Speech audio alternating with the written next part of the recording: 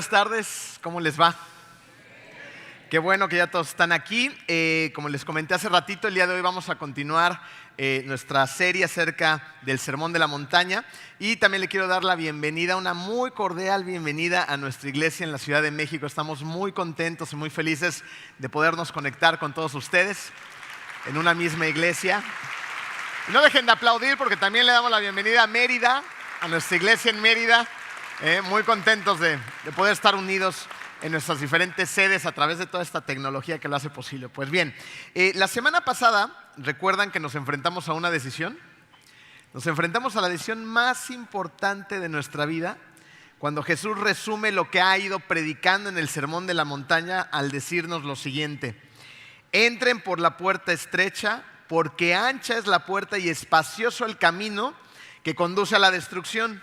Muchos entran por ella, pero estrecha es la puerta y angosto el camino que conduce a la vida. Esta decisión es la decisión más importante a la que nos enfrentamos en nuestra vida durante esta tierra. ¿Qué camino vamos a decidir caminar? ¿El camino de la muerte, un camino ancho que nos lleva a la destrucción, un camino sin Dios, o un camino difícil de transitar, una puerta difícil de encontrar, un camino angosto que nos lleva camino a la vida eterna junto al Padre? Te vas a encontrar, una vez que hayas decidido tomar la decisión más importante de entrar por esa puerta angosta y recorrer ese camino tan angosto también, te vas a encontrar en ese punto ahora a falsos profetas que van a tratar de desviarte del camino. Ese es el reto al que nos enfrentamos una vez que hemos tomado esa decisión. Esos falsos profetas que van a estar tratándonos de hacer la vida bastante complicada. Es por eso mismo que Jesús lanza una advertencia en Mateo 7, versículo 15 al 23, cuando nos dice lo siguiente: cuídense de los falsos profetas. Vienen a ustedes disfrazados de ovejas, pero por dentro son lobos feroces. Por sus frutos los conocerán. ¿Acaso se recogen uvas de los espinos o higos de los cardos? Del mismo modo, todo árbol bueno da fruto bueno, pero el árbol malo da fruto malo. Un árbol bueno no puede dar fruto malo y un árbol malo no puede dar fruto bueno. Todo árbol que no da buen fruto se corta y se arroja al fuego. Así que por sus frutos los conocerán. No todo el que me dice Señor, Señor, entrará en el reino de los cielos, sino solo el que hace la voluntad de mi Padre que está en el cielo. Muchos me dirán en aquel día: Señor, Señor, ¿no profetizamos en tu nombre y en tu nombre expulsamos demonios e hicimos muchos milagros? Entonces les diré claramente: jamás los conocí, aléjense de mí, hacedores de maldad. Vamos a orar. Querido Dios, te damos tantas gracias, Padre amado, porque nos das el privilegio de poder estar en este lugar, en tu iglesia, Señor, adorándote, alabándote y en este momento a punto de predicar tu palabra, Señor.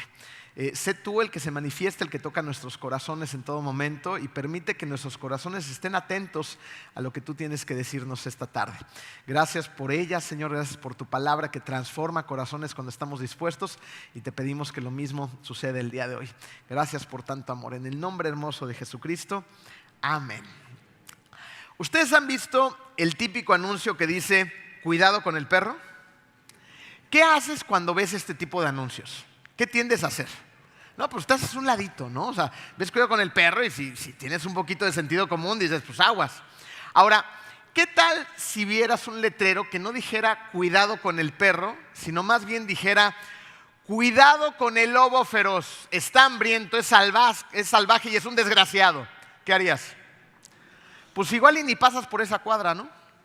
Dices, no, pues aguas, porque aquí hay un animal salvaje. Miren, los lobos, como ustedes han visto seguramente en algunos documentales, son animales salvajes, son animales muy agresivos. Son conocidos precisamente por esa ferocidad cuando atacan. Y resulta que en la época de Jesús, los pastores no le tenían tanto miedo ni a los osos ni a los leones como a los lobos. ¿Sabían esto? ¿Saben por qué? Porque resulta que un león o un oso caza y mata pues para alimentarse. Pero el caso del lobo es ligeramente diferente. El lobo también va a cazar para alimentarse, pero el lobo tiene un gusto muy especial por la sangre. Cuando la prueba, desarrolla algo así como un frenesí, un estado de excitación donde quiere más. Posiblemente, por eso Jesús dijo que los falsos profetas son como lobos. Y nos dice, cuídense de ellos. Y sería muy sabio que escucháramos con atención esa advertencia. Pero vamos a ser un poquito honestos esta mañana. ¿Tú en tu experiencia siempre atiendes a las advertencias que se presentan en tu vida? O sea, hay letreros que claramente te dicen cuidado, cuidado con el perro, cuidado con esto, cuidado con el otro, pero también hay ciertos aspectos de la vida donde, si somos honestos, tenemos ciertas advertencias. Y sientes que no debes de ir ahí, que no debes de estar que no deberías de moverte de esa manera en el mundo, ¿me entienden lo que estoy tratando de decir? Y generalmente atendemos a todas las advertencias en nuestra vida, ¿verdad que no? Ignoramos muchas, ¿no es así? Y cuando las ignoramos, ¿qué nos pasa? Nos pasan muchas desgracias. A alguien que le pasó esto no fue ni nada más ni nada menos que al capitán Edward Smith. Este fue el capitán del Titanic. Este capitán recibió una advertencia. La advertencia decía claramente: en parte del trayecto de su viaje va usted a navegar por un lugar donde hay témpanos de hielo. ¡Cuidado! Otros capitanes recibieron la misma advertencia. Otros capitanes sí tomaron en cuenta esta advertencia. Redujeron la velocidad de sus motores. Muchos de ellos incluso detuvieron sus naves y esperaron hasta que las condiciones fueran aptas para seguir adelante con el trayecto. Pero este no fue el caso del Titanic. Este capitán, junto con su tripulación, era el primer viaje del Titanic y tenían que dejar en alto la embarcación y el nombre de la compañía que lo había construido. Y entonces estaban muy empeñados en llegar a tiempo a su destino al que debían de llegar. Y por lo tanto, ni redujeron la velocidad, ni muchísimo menos detuvieron su viaje. El resultado todos lo conocemos. Esta poderosa embarcación, donde dijeron que ni Dios la podía hundir, ¿se acuerdan? Chocó contra un témpano de hielo, trataron de esquivarlo por el tamaño de la embarcación y la cercanía del témpano fue imposible hacerlo. Así que de ladito se hizo una abertura de más de 60 metros de largo. Horas después, 1,400 y tantas personas habían fallecido esa noche.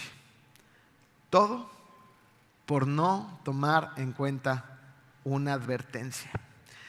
La advertencia de Jesús en este contexto es que tengamos cuidado de ¿quiénes? De los falsos profetas. Y hoy en día tenemos al alcance a muchos de estos falsos profetas, gracias a la tecnología, ¿no es así? No recibimos una cantidad impresionante de información. No aparecen en nuestros teléfonos inteligentes un montón de personas que están diciendo un montón de incoherencias que se alejan por completo de las verdades bíblicas. No encontramos a muchas personas que no predican a Jesucristo ni a la Biblia y sacan de contexto las verdades que nos ofrece Dios para que nos acerquemos a Él y tengamos una vida centrada en Él.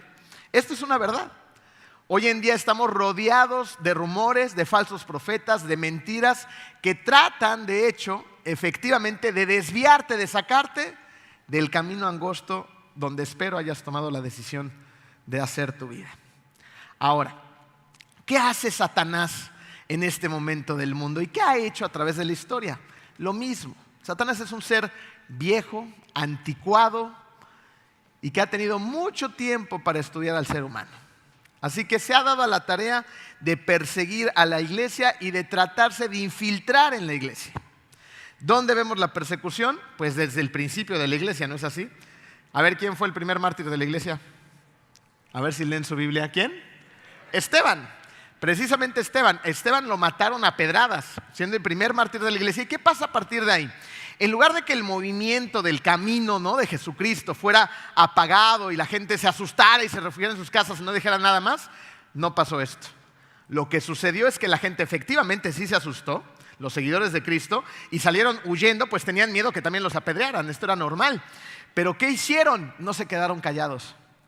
¿Por qué? Porque sus vidas estaban siendo transformadas por Jesucristo. Y esto lo tenían que compartir con los demás. Tenían ganas de decirle a todas las personas con las que se topaban, de decirles quién estaba produciendo ese cambio en su vida. Y era Jesús. Así que a donde quiera que van en el trayecto y en su destino final, van predicando y predicando y predicando y predicando la palabra. Entonces, esta persecución termina en expansión. Y es la historia de la iglesia. La iglesia siempre ha sido perseguida. Ha habido quemas de Biblias, iglesias perseguidas, cristianos encarcelados, martirizados, torturados, asesinados a través de la historia, y henos aquí. Después de más de 2000 años, gracias a Dios, aquí podemos hablar de una manera clara y contundente acerca del evangelio, pero no todos tienen la misma suerte. Hay otros cristianos que hoy sí sufren la persecución en diferentes partes del mundo y que hoy siguen siendo torturados y asesinados porque defienden y creen en el evangelio. Ahora, como la persecución sí existe, pero no ha resultado como Satanás quiere, entonces ¿qué hace? Pues recurre a otra vieja estrategia, que es la infiltración. Y ese es el peligro del que nos va a hablar Jesucristo esta mañana. Jesús dijo en Hechos 20:29 las siguientes palabras: sé que después de mi partida entrarán en medio de ustedes lobos feroces que procurarán acabar con el rebaño. Son fieras salvajes, camuflajeadas, eso sí, de ovejas que se van a infiltrar entre el rebaño. ¿Para qué? Para acabar con él. Satanás es el padre de la mentira. Satanás es el padre de la mentira y es el maestro del engaño. Entonces sabe cómo camuflajearse, sabe cómo meterse, sabe cómo hacerse el disimulado para luego tratar de devorar al rebaño. Por eso se nos advierte que tenemos que tener mucho cuidado en contra de los falsos profetas. Hay 3 puntos importantes que tenemos que entender acerca de esta enseñanza en Mateo 7:15 al 23, acerca de estos falsos profetas. El primero es el disfraz que usan. El segundo es los frutos que producen estos falsos profetas. Y el último es el destino que ellos comparten. Vamos al punto número 1. El disfraz que usan. ¿Cómo vienen vestidos? De ovejas, ¿ok? ¿Para qué? Para ser parte del rebaño, para disimularse entre ellos. Y es precisamente ese disfraz el que tenemos que quitarles para poder ver lo que realmente son. Fíjense. Los falsos profetas se van a presentar en 3 diferentes categorías y Dios nos ha dado la descripción de estas 3 diferentes categorías en un solo versículo. Este versículo lo encontramos en Judas, versículo 11. Está un libro antes de Apocalipsis, es un libro muy chiquito que realmente no tiene más que un capítulo, por eso lo vemos Judas, versículo 11, y se trata principalmente de los falsos profetas. Dice lo siguiente: hay de los que siguieron el camino de Caín. Por ganar dinero se entregaron al error de Balaam y perecieron en la rebelión de Coré. Aquí tenemos 3 clases de lobos disfrazados con pieles de oveja. Ahora, ¿qué es lo que representan cada uno? Esto está muy interesante. Vamos a ver la primera clase de lobo. Caín representa a aquellos que pervierten el evangelio. ¿Qué quiere decir pervertir? Pervertir significa en este contexto bíblico viciar con malas doctrinas o con malos ejemplos la fe. ¿Ok? Es contaminar algo que era puro y meter malas información, malas doctrinas y ejemplos que no son los apropiados y que no son lo que glorifica a Dios. Ahora, Caín y Abel fueron los hijos de Adán y Eva. Abel era un pastor y Caín era un agricultor. Y en Génesis vemos la historia de estos hermanos cuando presentan sus ofrendas ante Dios, ¿se acuerdan? Abel trajo de las primicias de su rebaño a un cordero sin mancha y sin defecto para ser sacrificado delante de Dios como pago por el pecado. Y Caín ofrece a Dios el fruto de las manos de su trabajo, el fruto de su esfuerzo.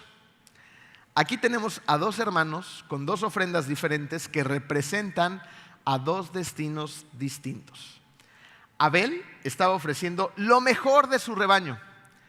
¿Por qué hizo esto?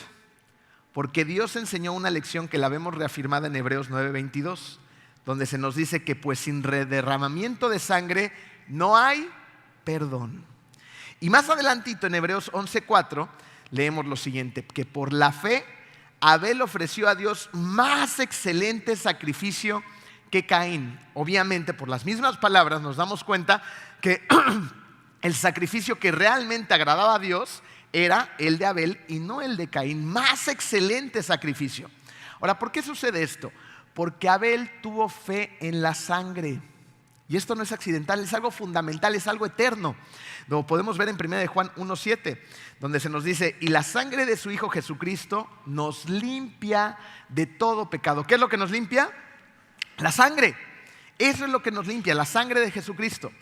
Fíjense, la fe de Caín no estaba basada en la sangre, estaba basada en él mismo, en su esfuerzo, en su trabajo, en el sudor de su frente, en lo que él estaba produciendo. ¿Se dan cuenta?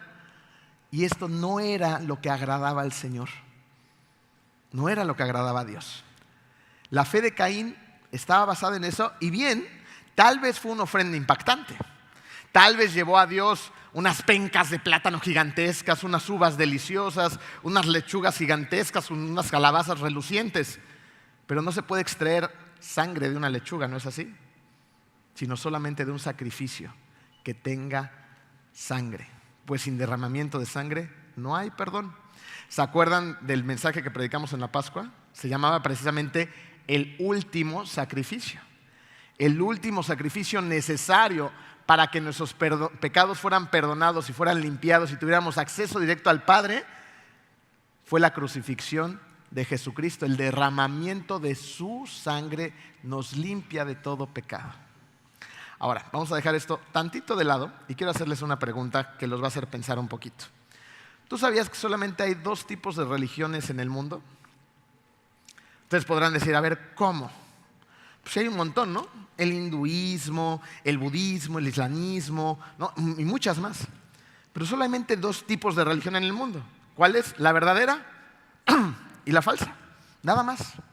El camino de la cruz que nos lleva al Padre y el camino de Caín que nos lleva al infierno. No hay más.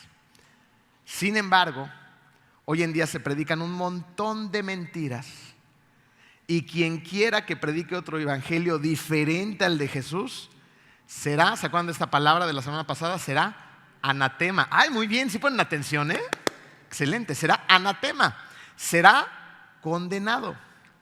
Cualquier persona que predique un evangelio diferente al de Jesús estará pervirtiendo el evangelio así como lo hizo Caín. Veamos la segunda clase del lobo disfrazado de oveja, Balán. Balán representa a los que prostituyen el evangelio. Nosotros podríamos pensar a simple vista, cuando tú ves la historia de este hombre, que Balán era un religioso legítimo. Pero ¿quién fue Balaam en realidad? Balaam fue un traidor. Y su historia la encontramos a partir de Números 22. Fíjense, se las voy a tratar de resumir lo más rápido posible. Resulta que el rey de Moab se llamaba Balac. Y Balac tenía mucho miedo de los israelitas y no tenía la menor idea cómo derrotarlos, ¿no? Así que desarrolla un plan y empieza a pensar, ¿no? Dice, a ver, ¿cómo puedo derrotarlos? Si tan solo pudiera lograr que su mismo Dios maldijera a los israelitas, entonces podría ganar la guerra y no me derrotarían. Así que Balac va con sus consejeros y les pregunta, oye, ¿quién es el profeta que podría echarles una maldición a estos individuos? Y le dicen que es Balán. Balán sabe de las profecías, Balán sabe de bendiciones, Balán sabe de maldiciones. Él es la persona indicada. Así que el rey Moab pide que le traigan a Balaam a su presencia y le va a pedir directamente a Balaam que lance una maldición sobre el pueblo de Israel. Balaam, cuando escucha esta propuesta, dice, pero estás loco, ¿no? ¿Cómo voy a hacer eso? ¿Cómo voy a maldecir a quien Dios ha bendecido? Sin embargo, y pongan atención en esto, el rey se había dado cuenta que este profeta tenía un precio. Cuando nosotros vamos viendo la historia de Balán, nosotros podemos ver que Balán primero dice, no, de ninguna manera. No, iba con Dios, consulta con él, ¿no? Y en lugar de que maldiga a los israelitas, les da las bendiciones que Dios le dice que les dé a los demás, como un profeta de Dios. Sin embargo, Balaam tenía algo oculto en su corazón. Y es ahí donde tenemos que ser muy sinceros y muy sensatos entre todos nosotros y decirnos a nosotros mismos y cuestionarnos si yo no tengo algo oculto en mi corazón, si yo no tengo una agenda aparte donde me pueda ver muy bien ante los demás, donde pueda modelar que agrado a Dios, que oro, que esto, que el otro, ¿no? Que vengo a la iglesia y todo lo demás, pero dentro de mí puedo parecerme muchísimo más a Balaam. ¿Qué hay en mi corazón? ¿Qué es lo que mueve mi corazón? El corazón de Balaam era movido por la avaricia. Ese hombre tenía un precio. Y si el rey de Moab lograba llegarle al precio, iba a conseguir lo que quería de Balán. Así que efectivamente el rey de Moab le va a ofrecer riquezas, le va a ofrecer beneficios y un montón de cosas a Balaam. Pero Balaam se sigue sosteniendo y sigue diciendo, no, yo no los voy a maldecir. Sin embargo, Balaam empieza a pensar y a diseñar un plan. ¿Cómo puedo seguir siendo el profeta de Dios, pero al mismo tiempo hacerme rico? Así que le dice al rey, mira, yo no los puedo maldecir, pero te voy a decir qué podemos hacer para que ellos mismos se maldigan. Si tú logras que ellos pequen, ni tú ni yo vamos a tener que maldecirles. Ellos mismos a través de su pecado se van a maldecir. A través del pecado tendrán las consecuencias que traerán destrucción a su propio pueblo. ¿Y qué creen que pasó? Así fue. El plan de Balaam consistía en la lujuria. Entonces, hablaron con las mujeres moabitas, se las acercaron a los jóvenes israelitas y el adulterio y la fornicación empezó. No solamente en el tema de las relaciones sexuales, sino también en el intercambio de la cultura, en el intercambio de las costumbres y de sus dioses. El evangelio había sido prostituido por este hombre. ¿Se dan cuenta lo delicado? ¿Qué pasó? Hubo consecuencias. 24,000 israelitas murieron a causa de esta decisión. 24,000. Siempre hay consecuencias. Tarde o temprano llegan, porque la verdad no puede ser oculta. Y la verdad siempre saldrá a la luz. ¿Qué hizo Balaam? Prostituyó el evangelio por su avaricia, tal como lo vimos en Judas 11. Por ganar dinero, por dinero se entregaron al error de Balaam. Miren, no es necesario que venga alguien a lanzarnos maldiciones.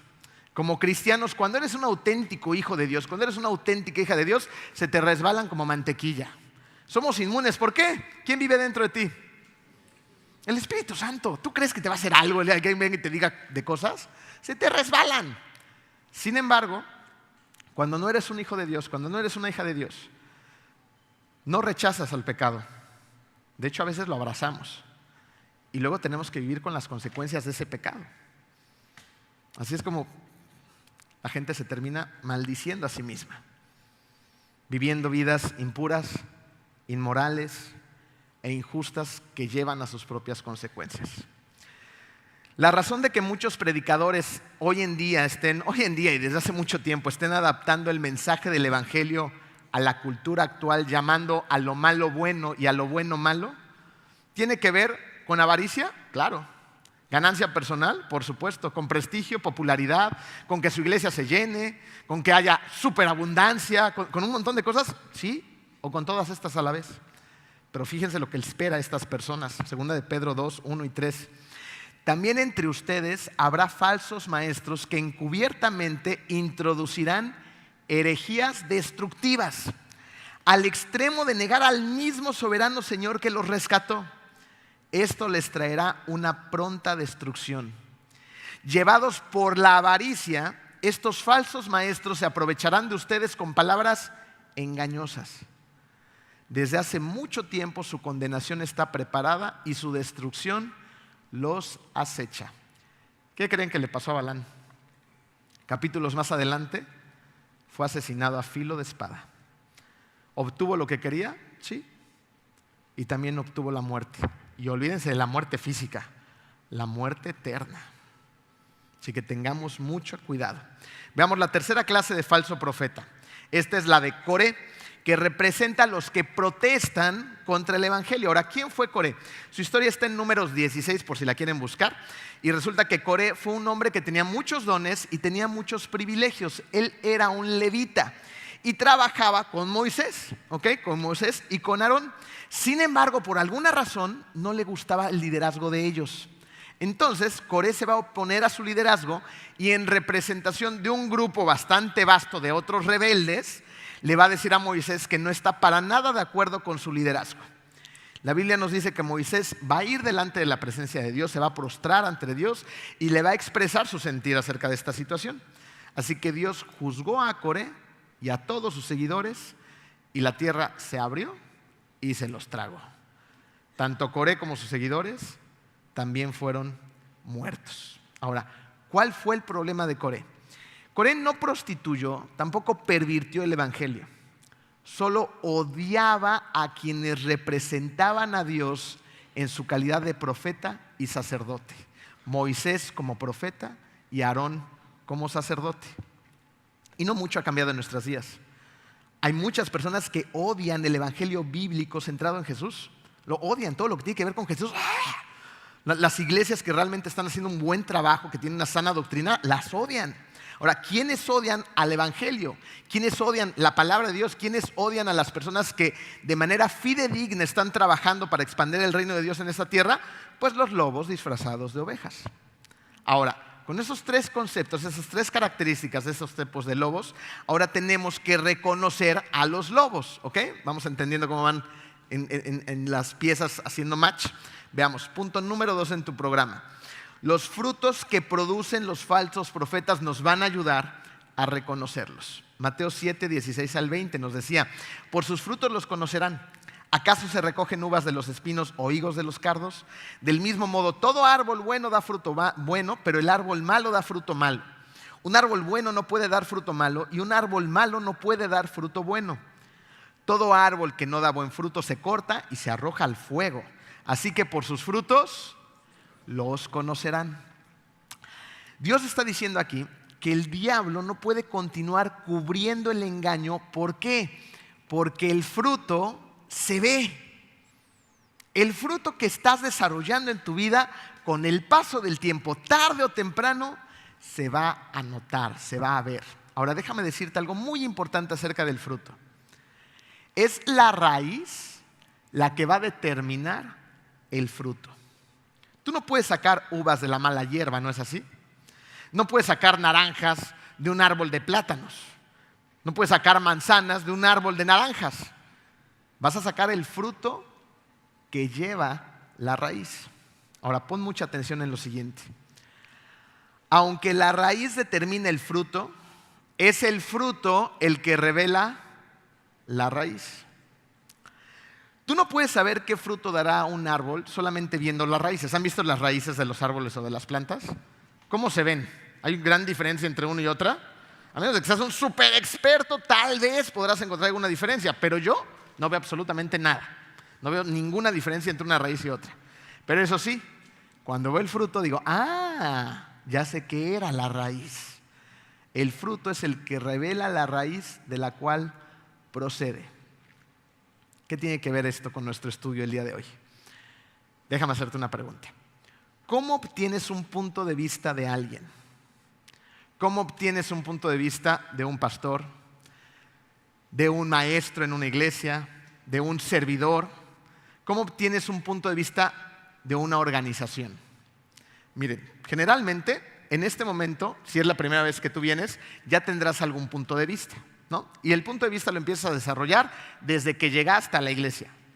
Desde cómo te atendieron en la entrada, las personas del estacionamiento, las personas de bienvenida, cuando subiste y dijiste, ¿qué onda con esto? ¿No? Hace una semana me encontré allá abajo a una chica nueva junto con mi esposa y me dijo, es que cuando llegué no entendía qué era esto. Pantallas y música y el ruido y esto y el otro, ¿no? Parecía un show. Pero dice, pero después fui entendiendo esto y se le empezaron a derramar las lágrimas allá abajo. Dice, entendí lo que estaban predicando, cosa que en la otra iglesia donde iba nunca había sucedido. Entendí. Y está tocando mi corazón de esta y esta manera y voy a venir, O sea, empiezan a tener un prejuicio, ¿se dan cuenta? Pero cuando empezamos a ver los frutos, ahora sí podemos tener un juicio mucho más exacto de lo que está sucediendo. Pero para esto vamos a necesitar algo llamado tiempo. Porque cuando tú siembras algo, por más agüita y fertilizante que le eches, no crece de un día a otro, ¿sí? Lleva su tiempo. Por eso es que necesitamos del tiempo para ver qué fruto sale de la planta. Evidentemente, si ustedes llegan a una iglesia y escuchan que la persona que está predicando empieza a predicar herejías o contras contra la Biblia, no, pues lo que tienes que hacer es salir corriendo de ahí. Si esto no tiene nada de bíblico, es anticristiano, ¿no? Es un falso profeta a simple vista. Hay cosas que se ven, pero de una. Pero hay otras que no. Hay otras que tienes que empezar a conocer los frutos, ¿no? Y decir, a ver, ¿y cómo es la familia de ese individuo? ¿No? ¿Y cómo trata a los demás? ¿Y cómo hace la vida? ¿Y cuáles son los frutos de la iglesia? ¿Y qué hace la iglesia? ¿La iglesia realmente es una iglesia que ama a Dios? ¿La iglesia es una iglesia que ama el mundo? ¿La iglesia es una iglesia que sirve al mundo? Sí, ¿cómo lo hace? Y me empiezo a integrar y empiezo a ir y empiezo a participar y me voy de misiones y esto y el otro y me doy cuenta que es una iglesia saludable. Es una iglesia que realmente predica el evangelio, cristocéntrica. ¿Por qué es cristocéntrica? Porque Cristo es el centro. ¿Ok? Entonces todo lo que se hace en la iglesia tiene que tener sabor a Cristo. Tiene que sentirse el amor de Cristo. Ese es el objetivo de nosotros como organización, como iglesia.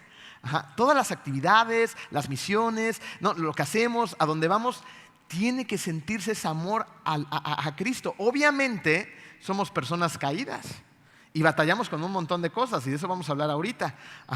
Pero somos personas que estamos siendo transformadas por el evangelio. ¿Sabes por qué esto es importantísimo? Porque esa es la marca de un hombre o de una mujer cristiana. La marca es el fruto que da. El fruto. ¿Qué fruto estás dando? Si no lo tienes claro acerca de los frutos, ahí te va Gálatas 5, 22 y 23. En cambio, el fruto del Espíritu es amor, alegría, paz, paciencia, amabilidad, bondad, fidelidad, humildad y dominio propio. Entonces, si tú realmente has tenido un encuentro verdadero con Dios, si tú realmente tienes a Cristo en tu corazón, estos frutos se tienen que ver en tu vida. Porque si tú estás igual o peor que antes, entonces abramos los ojos. Y de esto he venido hablando una y otra vez a través de estas semanas. Tienes que hacerte preguntas delicadas. ¿Realmente soy salvo o no? ¿Realmente soy una persona distinta a la que era antes?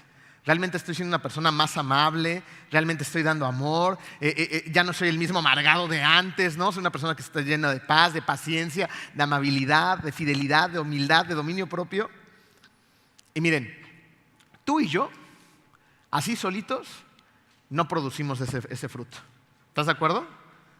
Todas las mañanas te levantas y ¡ay, ya amaneció! ¡Wow! ¿Sí? O dices, ¡ay, otro día más! ¿No? Y tengo hambre y no pude dormir, me dieron agruras, tuve insomnio, ¿no? Y ahora, y esto y el otro, y no me pagan, y los niños gritando por todos lados, y ese trabajo que no me gusta, ¿no? Y empieza a ver todo lo malo de la vida, ¿sí o no? O sea, por naturaleza propia, nomás no damos una. Pero ¿qué tal? Fíjense, un buen día no empieza en el día. Es muy interesante, un buen día empieza en la noche. ¿Qué tal cuando antes de irte a dormir, oraste, leíste tu palabra, le entregaste a Dios tus problemas, tus preocupaciones, dejaste que Él cargara con ese pesado equipaje? Y a pesar de que el mundo sigue y hay cosas caídas por todos lados, porque vivimos en un mundo caído, duermes tranquilito. Esa noche no tuviste agruras, sí, ni insomnio, tu esposo no roncó. O le estuviste dando de codazos todo el tiempo, ¿no? Como sea, las estrategias que hagas, pero tuviste una hermosa noche. O a lo mejor no tanta, pero total, te despiertas en la mañana y te despiertas en lugar de más cansado de la noche anterior, renovado por el Espíritu. Y cuando te levantas en la mañana, en lugar de estar pensando en todos tus problemas, ¿no? Y dices, estoy conectado, no me estén molestando, ¿no? Y estás conectado a esa fuente de poder, a esa fuente de amor, a esa fuente de vida. Hace ratito que antes de que ustedes llegaran en la mañana probamos el micrófono y a veces funciona y a veces hace berrinche, ¿no? Y yo estaba hablando y hablando y hablando y no sonaba nada, ¿no? Y el ingeniero de atrás me decía. Entonces volteé a ver este aparatito y lo que sucedía es que el cable estaba desconectado. ¿Cuándo va a sonar? O sea, por más que el ingeniero haga ya, pues si yo no estoy conectado, esto no funciona. Tiene que estar conectado a la fuente de energía, a la fuente de poder. Si yo no estoy conectado a esa fuente de poder, que es el Dios creador del universo, no funciono. No hay fruto. Tenemos que conectarnos. Y tenemos que notar que ese fruto se ve. ¿Y sabes dónde es un termómetro padrísimo para ver que realmente estemos conectados? Pregúntale a tu familia. Ahorita no, por favor, porque no queremos problemas. No, pero pregunta, si vienes con tu esposa, tu esposo, tu hermano, tu mamá, tus hijos, oye, a ver, ¿cómo voy? ¿Soy más paciente que antes? No, papá. ¿Soy más amoroso? ¡Ajá! Dominio propio, tache. Entonces, ¿cómo voy? ¿Cómo voy? Hace unas semanas Rodrigo Alcántara le tocó aquí dar el desayuno de caballeros. Hizo una ilustración muy interesante que decía más o menos así, no me acuerdo con perfección, pero decía, a ver, una cosa es cómo te ves tú. ¿Cómo te ves tú? No, pues yo me veo ultra wow. Ajá. ¿Y cómo te ven los demás? Esa es otra realidad. Y otra realidad es realmente cómo eres, ¿no? Entonces, para ir apuntando a realmente cómo soy, pues pregúntale a los que te conocen realmente. ¿Cómo voy? ¿Realmente estoy cambiando? ¿Realmente se ve una diferencia en mí? ¿Realmente hay fruto o no? ¿Ok? Ahora, vamos un poquito más lejos del fruto. Esto es muy interesante. Es la semilla la que determina la raíz y la que determina, por lo consiguiente, el fruto. Es decir, no vas a tener ni raíz ni fruto adecuado si la semilla no es la adecuada. ¿Te das cuenta? ¿De dónde proviene la semilla adecuada? De la palabra de Dios. Ahí está la parábola del sembrador. La palabra de Dios es de donde obtenemos la semilla adecuada para que toda nuestra vida sea verdaderamente transformada. La semilla es la que determina la raíz y la clase de fruto que va a dar el árbol, tu vida. Entonces, nada más, así como paréntesis, ¿ok? Si tú estás llenando tu vida de semillas todo el tiempo, que nada tienen que ver con Dios, pues ¿qué fruto vas a terminar dando? ¿Qué fruto? Si tú no lees tu palabra, si tú no oras, si tú no vienes a la iglesia, si tú, lo que sea, que ya saben lo que sigue, no, ¿cómo? Si estoy sembrando en mi corazón puras semillas de amargura, de miedo, de temor, de ira, a través de todo lo que consumo, ¿cómo? Ahora, la semilla espero que esté sembrada, la semilla de la salvación en tu corazón, pero hay chamba que hay que hacer. Acuérdense, la salvación viene gratis, no porque no haya habido un precio que pagar. Se pagó un precio altísimo, pero no lo tuviste que pagar tú, lo pagó Jesucristo por ti. Pero luego sí tenemos trabajo que hacer. Hay que echarle agüita a la semilla, hay que fertilizar la semilla, hay que trabajar. Y eso se hace todos los días. Requiere trabajo. Por último, número 3, ¿qué destino comparten estos lobos? Mateo 7, 21, 23. No todo el que me dice Señor, Señor entrará en el reino de los cielos, sino solo el que hace la voluntad de mi Padre que está en el cielo. ¿Vieron otra vez? No por venir a la iglesia y decir sí Señor y cantar, oh, aleluya, sí Dios eres el rey del universo, vas a entrar al reino de los cielos. Sino el que hace ¿qué? La voluntad del Padre. ¿Estás haciendo la voluntad del Padre o no estás haciendo la voluntad del Padre? No todo el que dice Señor, Señor entrará en el reino de los cielos. Chicos y chicas, nos estamos jugando la eternidad. Esto es serio y esto es real. No importa que tú no creas, A lo mejor llegas, es real. Y acuérdense que estamos a un latido de corazón de nuestro destino final. A un latido. De manera automática en un ratito te puede dar un paro cardíaco. Se acabó, ya no hay chance. Después de eso ya no hay chance, ya no hay más. Estás a un latido de corazón de tu destino final. Suena bien para un título de mensaje, destino final. Fue una película, ¿va? Sí. A un latido. Ahora, esto es muy interesante porque ¿cómo puedo empezarme a dar cuenta dónde estoy parado? ¿Estoy haciendo la voluntad de mi Padre? Porque muchos me dirán en aquel día, Señor, Señor, no profetizamos en tu nombre. O sea, gente que vemos aquí que trabajaba, para expandir el evangelio. E incluso expulsábamos demonios e hicimos milagros por ti. ¡Wow! Entonces les diré claramente, jamás los conocí. Aléjense de mí, hacedores de maldad. Esta es la imagen de alguien que a pesar de que vemos que trabajaba para Dios, nunca fue salvo. Ahora, con esta información, yo creo que más de uno podrán preguntarse, ¿y cómo puedo saber si yo soy salvo o no? No, ¿cómo? Bueno, hemos ido estudiándolo a través de este mismo pasaje. ¿Se han dado cuenta? Mis frutos, mi relación, mi conexión, pero vamos a pasos un poquito más prácticos y es que lo podemos poner así. Lo primero que tenemos que hacer tú y yo, si no lo has hecho, es poner toda tu fe, todo tu corazón, toda tu mente, ¿en quién? En Jesucristo. Eso es lo primero que tienes que hacer. Abrazarlo por completo en tu vida. Aceptarlo por completo en tu vida. Darle el trono que se merece, darle su primer lugar. Después de que lo aceptamos y lo confesamos con nuestra boca, lo que tenemos que hacer es arrepentirnos de nuestros pecados. Y para arrepentirte tienes que ser una persona humilde. Estamos hablando de una bienaventuranza, de las primeras cosas que aprendimos en el Sermón de la Montaña. ¿Por qué una persona humilde es tan importante para ser salvada? Porque reconoce que necesita ser salvada. Una persona llena de ego, una persona ensimismada, una persona que todo lo puede, ¿de qué tiene que ser salvada? Pues de nada. Y entonces, si no tienes que ser salvado, pues Dios va a decir, pues sálvate a ti mismo, a ver cómo te va. Necesitamos ser humildes y reconocer que necesitamos de un Salvador. Y para eso también necesitamos reconocer que somos pecadores.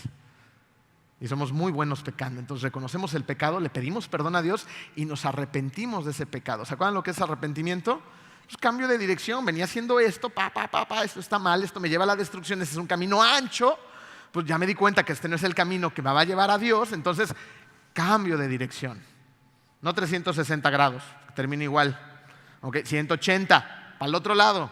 El otro lado es la puerta angosta, el otro lado es el camino angosto, el otro lado es el camino difícil y es por ahí a donde se nos manda hacer la vida.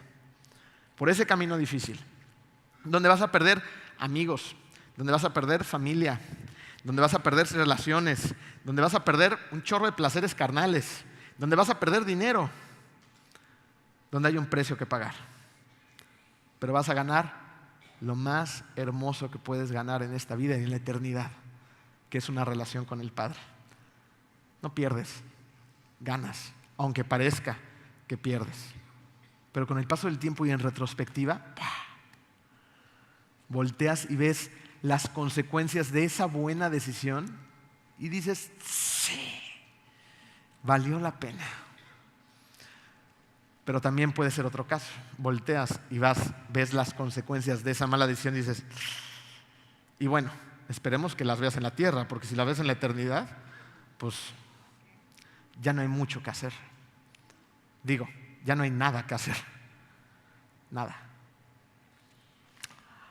Por sus frutos los conocerán, y el destino que compartirá la gente que predica un falso evangelio es el infierno. Por eso recuerda, pon tu fe, tu mente y tu corazón en Jesús. Arrepiente de tus pecados, pídele perdón, reconoce que necesitas ese Salvador. Entra por esa puerta angosta, mantente en ese camino angosto y verás cómo el Espíritu Santo hace florecer esos frutos en tu vida. Antes de terminar, déjame decirte 3 cosas para cerrar. Primero, estudia la Biblia. Una cosa diferente es leer la Biblia y otra cosa distinta es estudiar la Biblia. ¿Ok? Yo puedo leer mi Biblia y pasar en la mañana y no acordarme absolutamente de nada. Pero estudiar la palabra es distinto. Ir a la escritura, ¿no? A lo mejor si no tienes una Biblia de estudio, decir, ¿y eso qué es? Bueno, una Biblia de estudio, abajo de los versículos, al lado o del otro lado, hay referencias que te llevan a enlazar otras historias de la Biblia con esos. Hay explicaciones de ciertos pasajes. Hay Biblias que traen la explicación de cada una de las palabras del pasaje.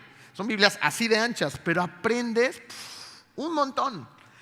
¿No? Así es como dices cuando se sube aquí gente como Marco que saben tanto. ¿Y cómo sabe tanto? Pues porque estudia, ¿no? Y ese puede ser también tu mismo caso, ¿no? También puedes llenarte de información no para envanecerte, no para convertirte en un fariseo y andarle dando de bibliazos a la gente, sino también para saber, sino para saber cómo diferenciar a un falso profeta, a una palabra que nada tiene que ver con la Biblia. No dices, esto no lo dice la Biblia.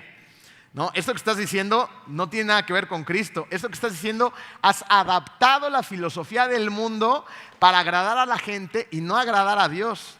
Esta no es una iglesia bíblica, no es una iglesia sana. Entonces, me voy. ¿Ok? Por eso necesitamos también estudiar la Biblia y evidentemente por muchas otras razones más. ¿Ok? Te van a dar crecimiento, te van a dar una transformación de tu vida. Bueno, estudiar la Biblia es increíble, así que hazlo. Cuando haces esto puedes detectar cualquier enseñanza incorrecta. Segundo, busca una iglesia donde se predique la Biblia y que sea cristocéntrica, ¿ok? Si una iglesia no predica a Cristo, no se centra en Cristo y está predicando las filosofías del mundo, sal de ahí y hazlo en cuanto antes, ¿ok? Y tercero, muestra y comparte tu fe. ¿Tú sabías que uno de los mejores argumentos en pro o en contra del cristianismo es cómo vive la vida un seguidor de Cristo? Es uno de los mejores argumentos. Si tú eres un verdadero cristiano, se va a notar que eres un verdadero cristiano. Lo acabamos de ver a través de los frutos. Si tú eres una persona que no cree en Cristo y que cree en Cristo, también se va a notar. Y entonces las personas a las que les vayas a predicar, a platicar acerca de tu testimonio, se van a dar cuenta de cuál es tu verdadera condición. O sea, a ver, tú me vienes a platicar acerca de un Jesús que transforma y cambia vidas para siempre en la eternidad. Y mira cómo tratas a tu esposa. Y mira cómo tratas a tus hijos. Y mira la impaciencia y mira la poca tolerancia. Y a lo mejor no te lo dicen, pero te conocen. ¿Y sabes qué vas a hacer? Vas a estar siendo utilizado por Satanás para que otras personas le den la espalda al Evangelio. O sea, de ese tamaño es nuestra responsabilidad. ¿Se dan cuenta? Nuestro trabajo y nuestra forma de hacer la vida es muy importante. Muy importante. Vivamos de tal manera que nuestra vida sea un testimonio de esa transformación, de ese amor de Cristo en nuestro corazón, y que no vengamos aquí un ratito y ¡ay, qué padre, qué buena onda, los hermanos en Cristo! Echamos el café y la dona y padrísimo, y salgamos de aquí y ya estás aventando el coche y ya sabes todo lo demás que hacemos, ¿no? No, una transformación real en la que vayamos un día a la vez, porque es difícil, ¿no? Pero cuando vamos un día a la vez conectados con Cristo, Él hace el trabajo, yo no. Es más, no un día a la vez, propónganse una hora a la vez. Una hora a la vez. Con eso. Ya son las 10 de la mañana, ahí vamos, Señor. Ya son las 12, ay, tengo que ir por los niños, el tráfico, las maestras, la colegiatura. Una hora a la vez, Señor. Ya llegó mi esposo. Una hora a la vez, Señor. ¿No? Y ya pasó un día más. Next. Lléname de tu paciencia, de tu amor, de tu... Ahora, por último, ya les dije que iba a ser lo último, pero era lo último de lo último. ¿Ok? Este tipo de mensaje puede sentirse muy de allá para acá. O sea, ay no, los falsos profetas, ¿no? Los de la iglesia. Tú eres la iglesia. A los hombres se nos llama a ser los pastores de nuestra casa. ¿Estás siendo un falso profeta en tu casa? ¿O estás siendo una persona que predique realmente la palabra de Dios con su vida en tu casa? Como iglesia, hemos sido llamados a una gran comisión. Tenemos un gran trabajo que hacer. La gran comisión se trata de ir y hacer, bueno, nada más como la cuarta parte, ok, a ver, de hacer discípulos en todas las naciones. ¿Ok? A eso somos llamados como iglesia. Tenemos que ir a ser discípulos en todas las naciones. Pero ¿cómo vamos a ser discípulos en todas las naciones si no nos comportamos como verdaderos cristianos? Tú también en algún momento posiblemente enseñes, Dios quiera y prediques, Dios quiera y bautices. Entonces, esto aplica también para ti. ¿Te das cuenta? Seamos realmente auténticos seguidores de Cristo. Personas que hacen la vida como Dios nos manda hacer. Tú y yo no podemos, pero con Él sí podemos. Vamos a orar. Querido Dios, te damos tantas gracias, Padre amado, por tanto, Padre. Para empezar, por tu amor sobre nosotros. No nos lo merecemos y aquí estás, mostrándonos tus verdades, mostrándonos tu amor, mostrándonos tu aceptación, Señor, y mostrándonos que nos amas tanto que no quieres dejarnos como estamos. No permitas, Padre, que esta carne que a veces nos domina nos empuje a hacer la vida por un camino amplio que lleva a la destrucción, sino todo lo contrario, Padre. Danos el carácter, el valor, la integridad, Señor, todo lo que necesitamos y carecemos de ello para tomar la decisión de caminar y hacer la vida por el camino angosto, Padre. Va a ser dificilísimo, va a haber falsos profetas, va a haber tentaciones porque esas nunca cesan, Padre. Va a haber obstáculos en el camino. Sin embargo, tu palabra dice que tú nos acompañas a donde quiera que vayamos porque somos tus hijos, Señor. Sabemos que tú estás con nosotros y nunca, nunca nos abandonas, sino nos proteges y habitas por medio de tu Espíritu en nuestra vida. Gracias por eso. En el nombre hermoso de tu Hijo Jesús. Amén.